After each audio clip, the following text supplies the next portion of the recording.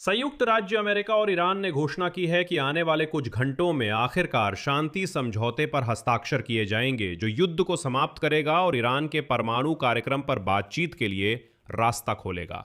Donald Trump और Iran दोनों आशावादी हैं क्योंकि सभी इसे अपनी जीत बता रहे हैं।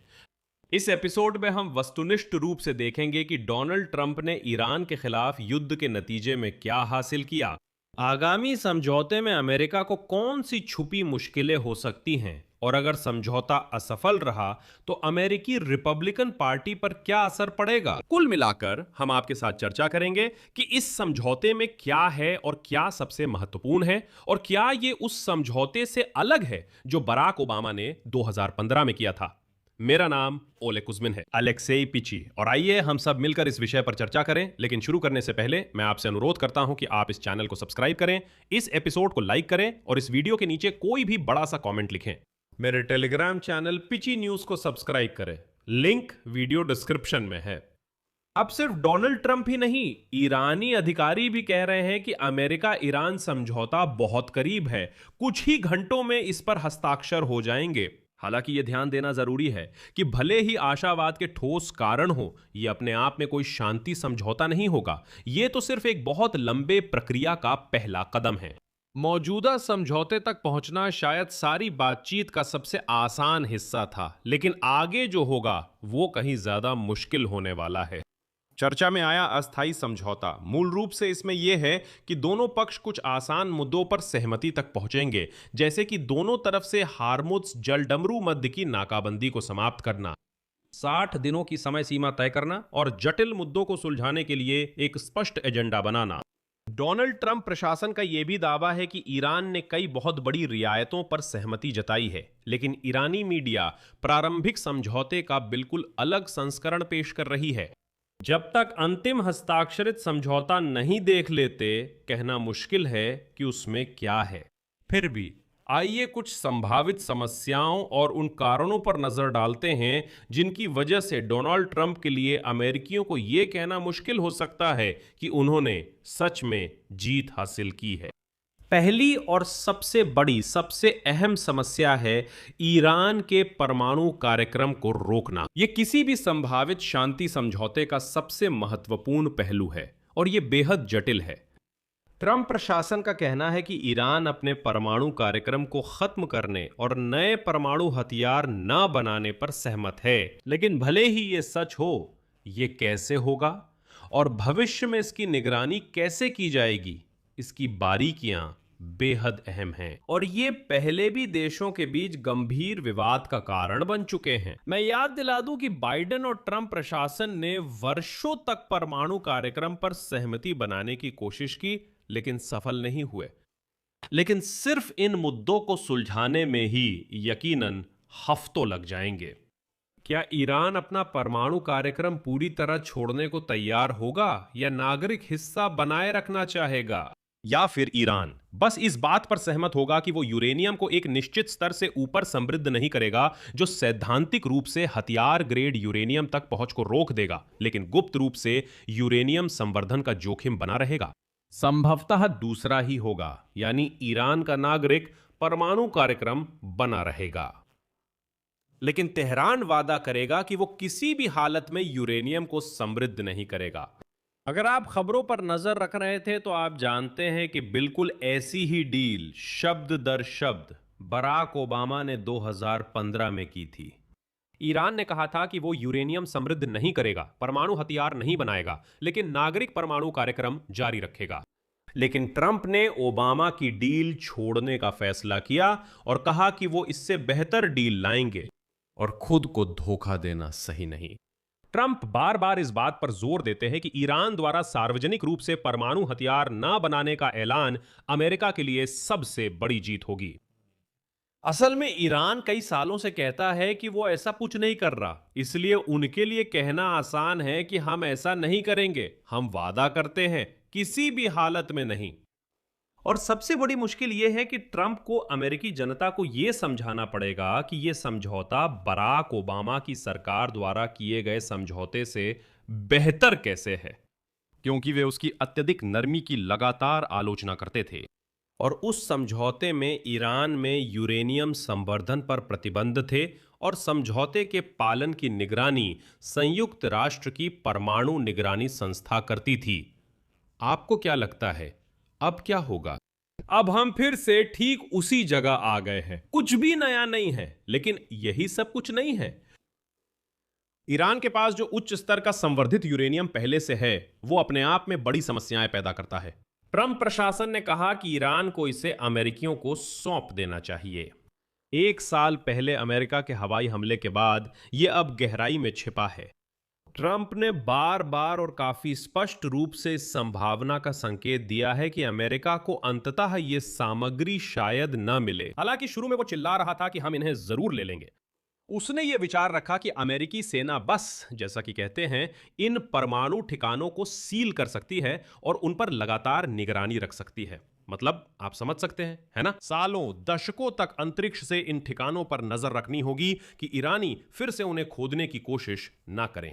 यूरेनियम को पतला करने पर भी चर्चा हो रही है, ताकि वो ईरान के असैन्य रिएक्टरों के परमाणु ईंधन के रूप में उपलब्ध रहे। अगर वो 60 स्तर तक पहुंच गया है तो वो हथियार योग्य है। उसे पतला करके 5 स्तर का बनाकर सिर्फ परमाणु संयंत्रों में इस्तेमाल किया जा सकता है। लेकिन फिर यहां सवाल उठता है कि फिर इसमें और उस समझौते में जो 2015 में ओबामा ने किया था, क्या फर्क है? इस स्तर पर तो बिल्कुल भी कोई फर्क नहीं है। इसके अलावा ट्रंप ने इतनी जोर से कहा था कि अमेरिका इस ईरानी यूरेनियम को अपने पास ले लेगा कि अब तो कल्पना करना भी मुश्किल है कि डोनाल्ड ट्रंप अमेरिकी जनता को ये सब कैसे समझाएंगे, क्योंकि अमेरिकी तो अब ये यूरेनियम बिल्कुल भी नहीं लेने वाले। अगली समस्या है ईरान की अवरुद्ध परिसंपत्तियां, और यहीं पर डोनाल्ड ट्रंप की बेलगाम बयानबाजी उनके साथ बहुत बुरा मजाक कर सकती है। 2016 में ही डोनाल्ड ट्रंप और उनके रिपब्लिकन साथी ओबामा प्रशासन की बहुत कड़ी आलोचना कर रहे थे। ओबामा की उस डील के तहत, जिसमें अमेरिकी बंधकों की रिहाई और परमाणु समझौते से जुड़ी डील थी, ईरान को $400 मिलियन नकद देने के लिए ओबामा की आलोचना की गई थी। वैसे वो $400 मिलियन ईरान को कोई तोहफा नहीं थे। ये पैसे 1969 में हुई हथियारों की डील के टूटने को लेकर हेग के अंतर्राष्ट्रीय ट्रिब्यूनल में दावे के निपटारे के लिए इस्तेमाल किए गए थे। मैं ज्यादा विस्तार में नहीं जाऊंगा, लेकिन ईरान ने हेग में फैसला कराया कि अमेरिकियों को मुआवजा देना होगा, जो उन्होंने दे दिया। सार्वजनिक राय के नजरिए से देखा जाए तो यह फिर भी बहुत बुरा ही लगा। और डोनाल्ड ट्रंप सबसे ज्यादा जोर देकर कह रहे थे कि बराक ओबामा ने आतंकवादियों को पैसे दे दिए, पैलेट्स पर नकद भेज दिए। ऐसा कैसे किया जा सकता था? लेकिन आज ईरान अपने बहुत ज्यादा फंड्स को अनफ्रीज करने की मांग कर रहा है, $24 अरब। और फिर से डोनाल्ड ट्रंप के लिए समस्या। अप्रैल में ही उन्होंने साफ साफ कहा था, उद्धरण, ईरान को कोई भी पैसे ट्रांसफर नहीं किए जाएंगे। और 13 जून को हमें खबर मिली कि फारस की खाड़ी के देश पहले ही ईरान को अमेरिकी डॉलर ट्रांसफर करना शुरू कर चुके हैं। और अब ट्रंप कोशिश कर रहे हैं कि किसी तरह से हेर फेर करें। एक तरफ वो माहौल बना रहे हैं, कह रहे हैं कि पैसे तो वैसे भी ईरान के ही हैं, हम उन्हें पैसे यूं ही नहीं दे रहे, ये तो ईरान की फ्रीज की गई संपत्ति हैं। और दूसरी तरफ वो ये भी दावा कर रहे हैं कि ये पैसे ईरान को अमेरिका नहीं देगा, बल्कि फारस की खाड़ी के देश देंगे। उदाहरण के लिए, कुवैत में $6 अरब की ईरानी संपत्ति फ्रीज है, जो कुवैत देगा, हम नहीं। देखिए, मैंने आप सबको कैसे मात दे दी। लेकिन चाहे इसे कुछ भी नाम दे, ये एक रियायत ही है। ये ईरान को असली पैसे देना है। और अगर तकनीकी तौर पर कहे तो 2016 की पेमेंट भी वही पैसे थे जो ईरान के पास होने चाहिए थे। मतलब तकनीकी रूप से वही चीज फिर से हो रही है। स्थिति में कोई फर्क नहीं है, फर्क सिर्फ रकम का है। अगली समस्या है हार्मुज, जलडमरू मध्य को खोलना। युद्ध ने ईरान को एक बहुत बड़ी रणनीतिक जीत दिलाई। यह सामरिक नहीं बल्कि रणनीतिक जीत थी। इस युद्ध ने पूरी दुनिया को साबित कर दिया कि ईरान हार्मुज जलदमरू मध्य को प्रभावी ढंग से बंद कर सकता है और पूरी वैश्विक अर्थव्यवस्था पर नकारात्मक प्रभाव डाल सकता है। वो इसे दबाव के हथियार की तरह इस्तेमाल कर सकता है। ईरान के खिलाफ डोनाल्ड ट्रंप के युद्ध से पहले सबको लगता था कि ये सिर्फ संभव है, लेकिन ईरान ने साबित कर दिया कि ये तुरंत हो सकता है। मुख्य सवाल यहां यह नहीं है कि क्या ईरान इस समय जलडमरू मध्य पर अपने वास्तविक नियंत्रण से पीछे हटेगा या नहीं।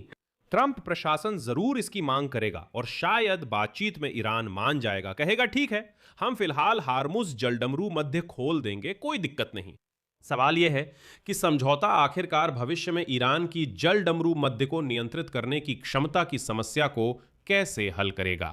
अब यह साफ है कि अगर ईरान को कुछ पसंद नहीं आया तो वो भविष्य में कभी भी हार्मुज जलडमरू मध्य बंद कर पूरी दुनिया को ब्लैकमेल कर सकता है।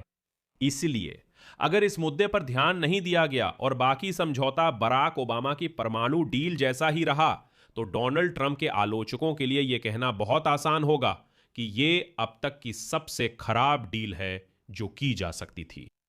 और इस समझौते की सबसे बड़ी विफलता है क्षेत्र में ईरान की प्रॉक्सी ताकतें। ये गाजा पट्टी में हमास है, लेबनान में हिजबुल्लाह है, यमन में हूती हैं और इराक में तथाकथित प्रतिरोध की धुरी है।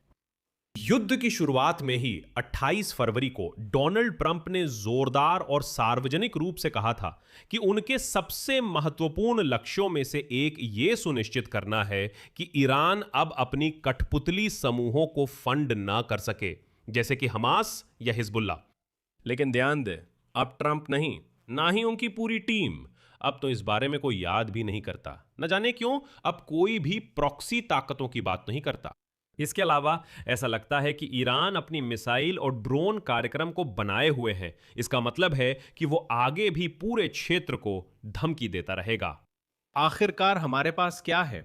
सबसे अच्छे हालात में हमें अमेरिका और ईरान के बीच वैसा ही समझौता मिलेगा जैसा बराक ओबामा के समय था। सबसे बुरी स्थिति में ईरान युद्ध से कहीं ज्यादा, कहीं बेहतर स्थिति में बाहर निकलेगा। यहां मैं विराम लगाता हूं। अपनी राय, अपने निष्कर्ष इस एपिसोड के नीचे कमेंट में लिखें। चैनल को सब्सक्राइब करें, घंटी दबाएं और लाइक करना ना भूलें। अगर आप इस YouTube चैनल को सपोर्ट करना चाहते हैं तो डिस्क्रिप्शन में दिए डोनेट लिंक और भुगतान विवरण या स्क्रीन पर QR कोड से कर सकते हैं। धन्यवाद, अपना ध्यान रखें, अलविदा।